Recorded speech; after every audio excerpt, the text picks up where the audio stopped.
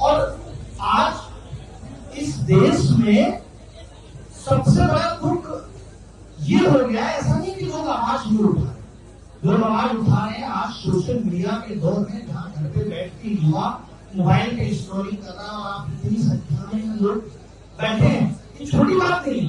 अब लोग कंपेयर करते हैं 2013 में ऐसा आंदोलन हुआ था, वो आंदोलन अब 2013 वाला यहाँ नहीं हो सकता। आप कंपेयर करते 2013 में ऐसा हुआ था, 2014 में तो उनको भी 400 सीट आई थी, नहीं आई 240 में। तो कंपेरिजन नहीं कर सकते आप 10 साल पहले क्या हुआ था, 12 साल पहले क्या हुआ था। 12 साल पहले तो कोई हमें ये भी कह के आया था पेपर लीक उद्योग चल रहा है, पेपर लीक रोक देंगे, पेपर लीक हटा देंगे। जो आदमी ये कह रहा था कि पेपर लीक हटा देंगे, वो आज शिक्षा मंत्री को नहीं हटा पा रहा, जो कि कोई भूख हड़ताल कर रहा है उसके खिलाफ। आज मैं सुबह से देख रहा था मीडिया में एक नैरेटिव चल रहा है, अभिजीत दीपके ने मोहरा बनाया सोनम वांगचुक। क्यों अभिजीत दीपके को प्रधानमंत्री बनना है, कोई पॉलिटिकल पार्टी चलानी है अभिजीत दीपके को। और लोग कह रहे हैं अभिजीत दीपके खुद क्यों नहीं बैठ जाता। मैं कहता हूँ मैं बिठाऊंगा अभिजीत दीपके को, आप बताओ उसके बाद हो जाएगा शिक्षा मंत्री का इस्तीफा। जो आप अपना 55-56 साल का जीवन लगा दिया देश के लिए, वो आदमी आज 15 दिन से भूख हड़ताल पे बैठा है, हम उसकी आवाज नहीं सुन रहे, अभिजीत दीपके की आवाज सुन लेंगे। नहीं, वो भूख हड़ताल पे बैठेगा तो बड़ी बात हो जाएगी। तब तक शिक्षा मंत्री को कहिए मैं हम जाता हूँ, जरा अभिजीत बैठा है। आज पेपर लीक एक छोटा मुद्दा नहीं है देश का, और एक अकेला मुद्दा नहीं है, हर जगह भ्रष्टाचार है। ये जो पेपर लीक है, जो पिछले 10 सालों में पेपर लीक हुआ है, इसने इतना करप्शन कर दिया। सोचिए पहले नॉर्मल पुजारी बन जाया करते थे मंदिरों के, अब क्या है पेपर लीक से पुजारी पहुंच रहे हैं। मंदिरों में लगातार चोरी की खबरें आ रही कि नहीं आ रही। जो मंदिरों के चौकीदार है वही चोरी कर रहे हैं, चौकीदार ही चोर हो गए, किससे शिकायत करी है। और फिर हम कहते हैं मेरा भारत महान है। पता है इस देश का 95-96% वो लोग हैं जो देश के बाहर कभी गए नहीं, जिन्होंने देखे ही नहीं दूसरे देश। आज सिर्फ पार्टी का एक ही उद्देश्य है, खुद को कैसे विस्तार किया जाए, प्रधानमंत्री की अपनी व्यक्तिगत उपलब्धियां क्या हैं, प्रधानमंत्री ने कितने अवार्ड जीत लिए। अरे अगर ये सब भी करना है तो एक आध महीने में करके खत्म कर लो यार, सारे देशों से अवार्ड ले लो और एक ही बार में खत्म कर लो, फिर देश पे ध्यान दो।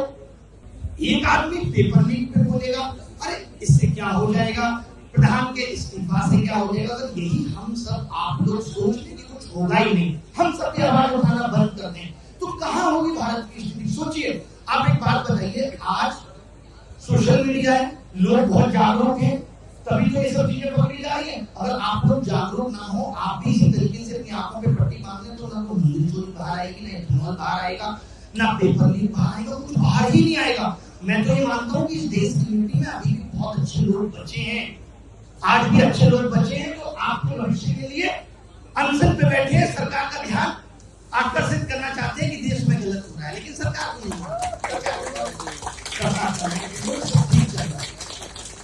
फिर हमने कौन से पेपर देके आए हैं, होने दो ही, हमारे कौन से बच्चों को पेपर देने हैं, होने दो ही।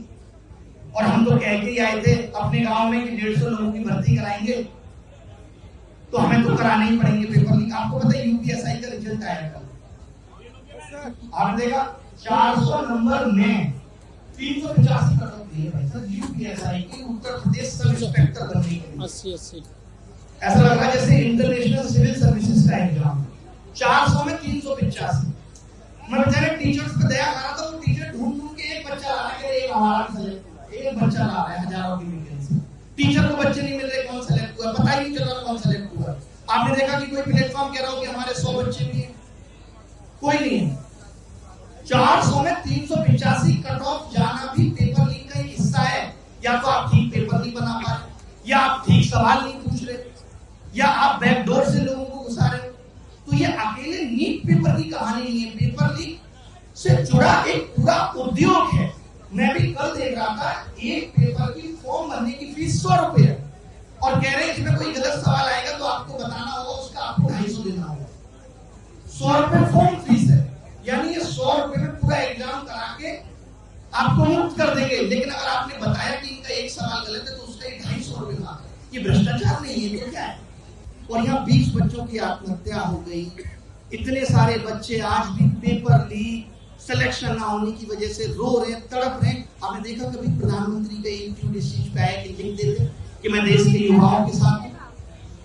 उस पर उनका ध्यान नहीं। कह रहे मेरे को समीकरण आते हैं जीत के, 45% वोट मिलेगा, उसी से मैं जीत लूंगा, मुझे मतलब नहीं युवाओं का क्या होगा। फिर ये क्या कहते हैं, ये युवाओं का देश है, देश का भविष्य बहुत सुनहरा है, खाक सुनहरा है।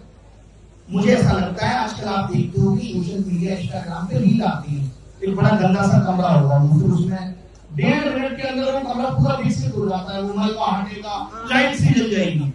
ये इस तरीके से 2047 में भारत को विकसित करेगी। रील में इन्होंने बस एक ठेका ली है, बस ये एक उसी चीज पे बात करते हैं। ये कहते हैं, इन्होंने ऐसा मान लिया है कि वी आर द स्वघोषित है, ये स्वघोषित आप सेल्फ डिक्लेयर संरक्षक ऑफ हिंदू धर्म।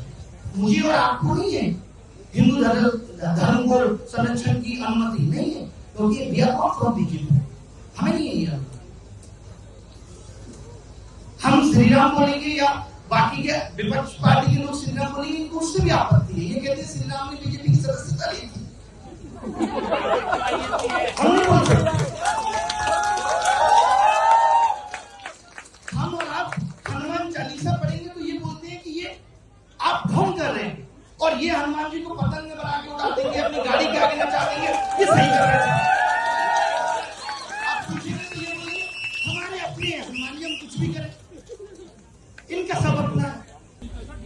ये कह रहे हैं इसलिए इनके बच्चे भी नहीं, 2 जिद्दी और दिक्कत करते हैं।